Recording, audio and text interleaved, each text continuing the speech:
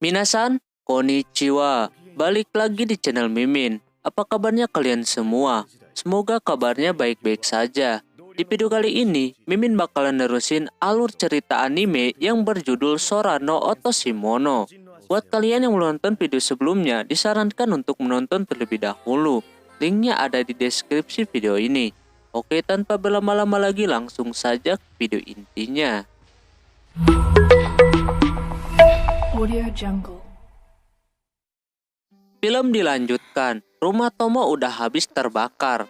Kini, dia tidak punya tempat tinggal. Tomo punya ide untuk menginap di rumah Sugata. Alhasil dia ke sana. Sugata dengan baik hatinya menerima Tomo nginep di situ. Tapi resikonya ya diserang binatang buas macam itu. Lalu Tomo mencoba ke rumah Sohara yang dekat. Tapi ternyata dia kagak ngizinin. Walaupun udah temenan dari kecil kagak ngaruh. Tak lama datang si Mikako yang kebetulan dia menawarkan buat nginep di rumahnya. Secara dia orang kaya di kota itu. Tomo udah seneng banget, pasti bakalan seru. Cuman si Sugata sempat nolak, tapi Tomo menyeretnya buat ikut. Pas sampai sana, ternyata rumahnya didesain seperti rumah tradisional, alias bapaknya seorang mafia. Banyak penjaga di situ berpakaian hitam. Yang parahnya, Ikarus mengusap kepala bapaknya Mikako yang botak. Tomo cepat-cepat membawanya, tapi untungnya si bapak senang dielus-elus. Setelah itu, mereka makan bersama, sampai perut mereka kekenyangan. Di sisi lain, Tomo pergi buat mandi. Sugata merasakan firasat buruk. Di rumah itu ada tempat mandi terlarang. Kalau Tomo sampai ke sana akan bahaya. Dan benar saja, hal itu terjadi. Tomo masuk ke pemandian itu. Alhasil para pengintai langsung memburu si Tomo.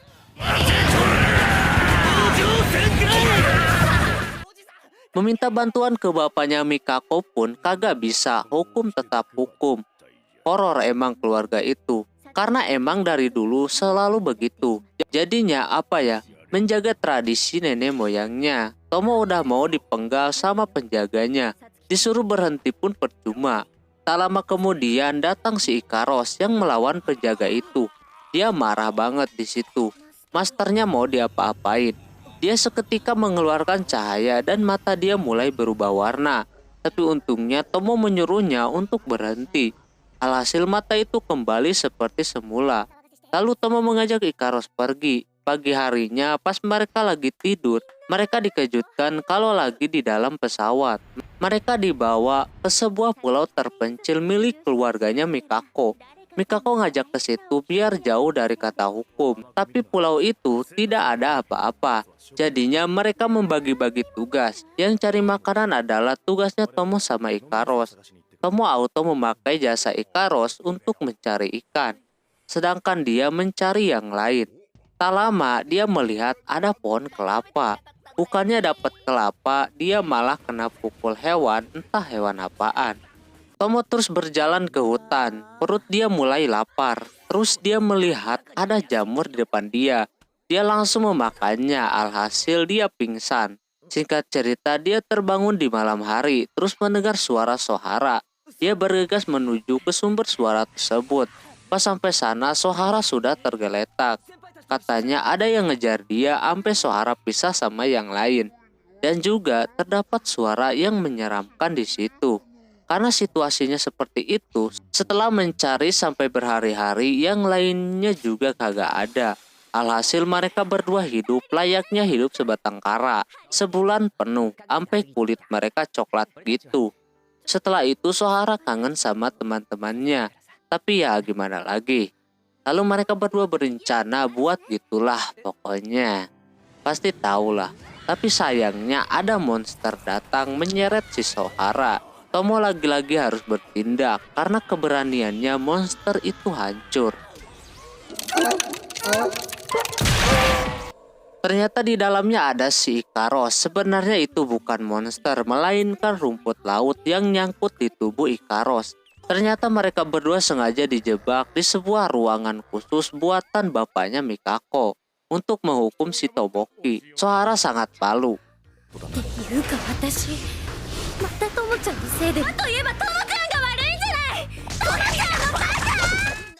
Sampai akhirnya rumah Tomo didirikan kembali oleh bapaknya Mikako. Karena bapaknya Mikako suka banget sama Ikaros yang suka ngelus kepalanya. Singkat cerita, pagi hari tiba-tiba di ruangan tamu Tomo ada seorang perempuan angeloid yang sama macam Ikaros.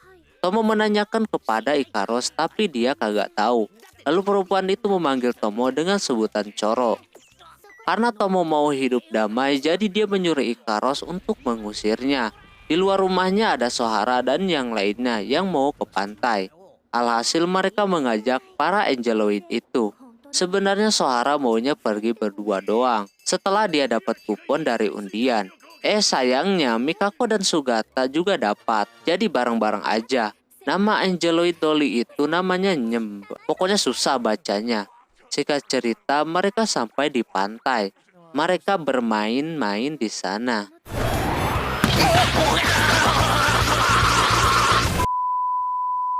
Lalu si Sohara ngajakin naik perahu. Sedangkan si Sugata lagi ikutan kontes makan. Lalu si Sohara pergi menyewa perahunya. Si Tomo melihat Nyem lagi sendirian. Alhasil dia menghampirinya sambil memberikan hotdog kepadanya. Sikatnya berbanding kebalik sama Ikaros. Lalu Tomo menanyakan si Ikaros. Dia memberitahu kalau dia lagi di dalam laut. Entah lagi ngapain tuh orang. Tomo mencoba mendekatinya namun lautnya terlalu dalam. Alhasil dia pingsan. Si Ikaros kagak bisa berenang karena sayapnya menghisap air. Jadinya berat dan tenggelam. Lalu si Tomo mau ngajarin Ikaros berenang. Di situ Sohara yang melihat mereka berduaan cemburu. Lalu memutuskan buat main perahu sendirian. Terus Sohara flashback lagi. Kalau dia pun kagak bisa berenang. Dan si Tomo lah yang ngajarin dia. Terus Sohara baru ngeh kalau dayungnya tertinggal. Alhasil dia kagak bisa balik ke daratan. Di sisi lain, Tomo menanyakan Sohara ke Sugata. Katanya lagi naik perahu sendirian. Karena Tomo tahu kalau Sohara kagak bisa berenang, dia langsung menghampirinya. Tapi sayangnya dia udah tenggelam duluan. Tomo berusaha mendekatinya. Untungnya Nyem datang menolong dan selamat. Tomo meminta maaf karena meninggalkan Sohara seorang diri. Tapi Sohara selamat berkat si Nyem. Karena udah petang mereka mau siap-siap pulang. Si Tomo malah latihan lagi sama Ikaros. Alhasil Sohara ngambek dan mau nginep di situ.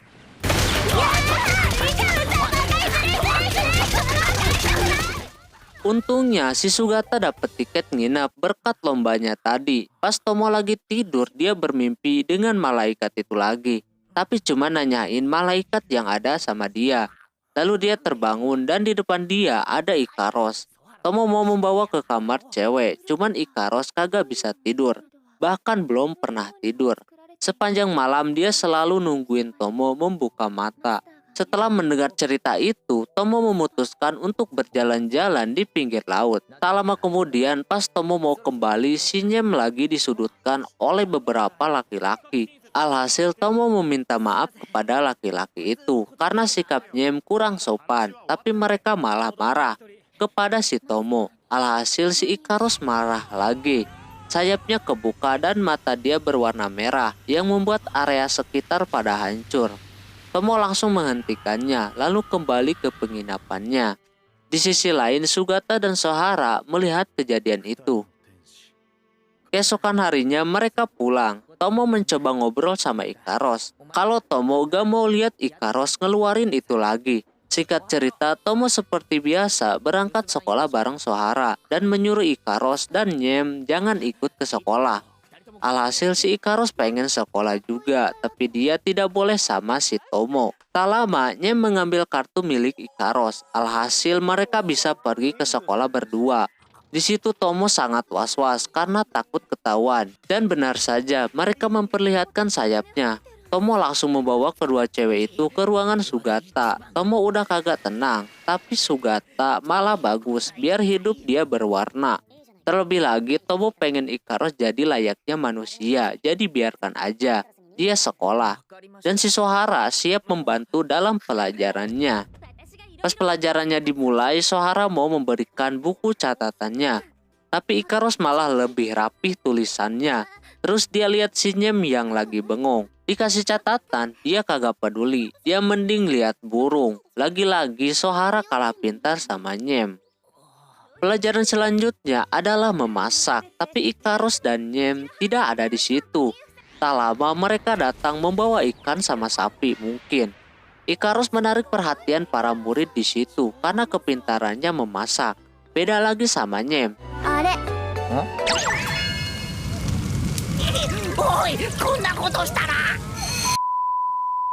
Yang mengesankan adalah Ikaros ketika Nyem sibuk dimarahi, Ikaros mencoba menjawab pertanyaan dari gurunya. Pelajaran selanjutnya bahasa Inggris. Sohara sangat payah dalam pelajaran itu. Setelah itu mereka makan. Tomo udah pusing ngurusin mereka berdua. Tapi di sisi lain tuh cewek berdua malah dideketin banyak laki-laki. Sedangkan Sohara masih down karena dia kalah bersaing sama kedua cewek itu. Karena si Nyem kesel dideketin terus, tapi malah para cowok itu makin senang. Pas pelajarannya mau dimulai lagi, si Nyem minjem kartu si Ikaros lagi. Dia meminta supaya para gurunya jadi bodoh, dan si Ikaros jadi guru mengajarnya. Situasinya semakin kacau. Ikaros menyampaikan sebuah materi biar bisa terbang. Terus si Sugata dan Mikako memilih Tomo buat jadi bahan percobaan. Orang mah udah ngedukung, Tomo pun udah optimis juga ya kan. Nyatanya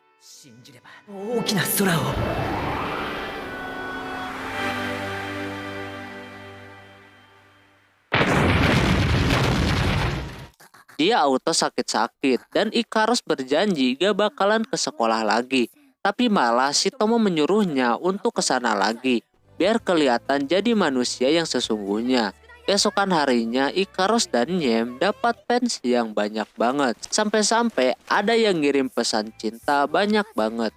Si Tomo auto melaporkannya ke si Sugata. Dan Sohara harap Tomo kagak tertarik sama Ikaros dan Nyem. Di sisi lain Ikaros dan Nyem lagi baca surat cinta yang mereka terima. Cuma di situ mereka kagak ngerti, terutama Ikaros. Kayaknya Shinja mengetahui tentang si Ikaros sampai-sampai dia memindai data dan memori dia. Tak lama datang si Sugata. Dia merasakan kalau mereka sama-sama Angeloid, tapi memiliki tugas yang berbeda. Sementara Ikaros masih terus membaca surat yang tidak dimengerti olehnya. Singkat cerita, Sohara lagi ngajarin Ikaros samanya memakai yukata. Di situ Tomo ketahuan mengintip oleh Ikaros. Setelah itu mereka pergi untuk festival. Di situ mereka membeli macam-macam. Terus ada satu permainan yang sangat seru. Di sisi lain, Mikako memberikan sebuah game survival kepada para warga kota itu. Siapa yang bertahan bakalan dapat duit sebesar 10 juta yen.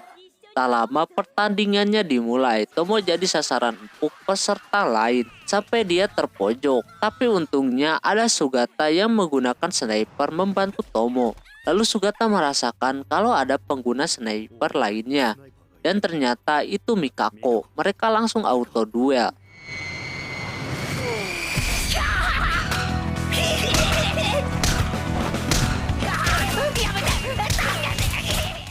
Di sisi lain, Ikaros menggunakan senjata yang besar sambil terbang dan menembakkan kepada semua peserta. Dia terlalu serius sampai Tomo memperingatkan kepadanya. Lalu Ikaros mendarat tepat di depan si Nyem. Nyem memberitahu kalau Ikaros itu Uranus Queen yang mengguncang sinapse. Tapi Ikaros teguh sama pendiriannya kalau dia Angeloid peliharaan. Nyem punya tugas ke bumi untuk membawa pulang Ikaros. Lalu Nyem memberikan ingatan Ikaros dulu gimana. Emosi Ikaros mulai naik dan dia nangis. Pas mengingat kejadian itu, alhasil dia nyerang si Nyem sampai mau dibunuh.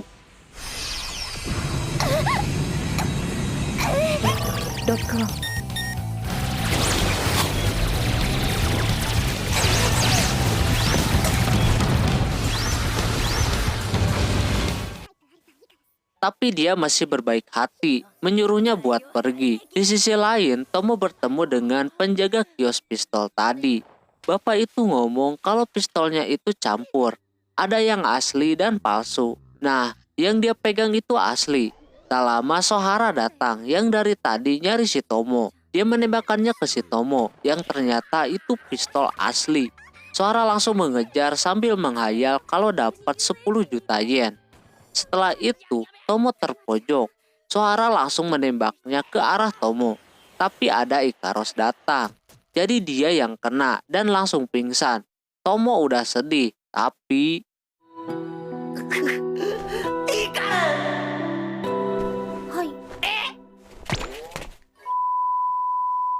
di situ pun ada Sugata dan Mikako, katanya tinggal berdua lagi. Tak lama datang musuh terakhir, yaitu Amang-Amang Kios tadi. Tomo duel sama orang itu, tapi sayangnya Tomo kalah.